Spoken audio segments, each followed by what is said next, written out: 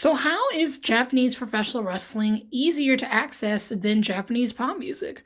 Well, let's talk about it. Hello, everyone. My name is Randy, and welcome to 123 Idol, the TikTok account that talks about all things professional wrestling and pop idols. I came to the realization that J pop is just so difficult to access, but Japanese professional wrestling is some of the most easiest and most accessible professional wrestling to watch today. But the question is, why is that? Well, I think I have the answer to that question. One of the things about professional wrestling that I love so much is the passionate fan base that is all over the world. And when it comes to professional wrestling fans, we want to watch anything and everything in relation to professional wrestling.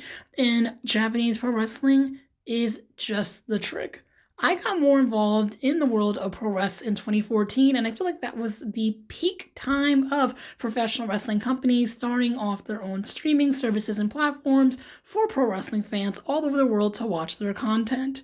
And I feel like Japanese pro wrestling companies have that notion that professional wrestling fans not only love professional wrestling, but really love Japanese professional wrestling. And they decided, hey, let's start these streaming services, but also let's allow more of our wrestlers to go to different wrestling companies all over the world to showcase their talents and to get more eyes onto our product.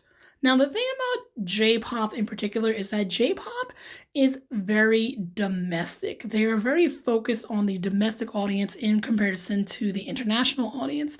And I feel like we are slowly starting to see that mindset change, especially with the popularity of groups such as Psychic Fever from Exile Tribe. I really want to see that more J-pop companies are starting to branch out and go international.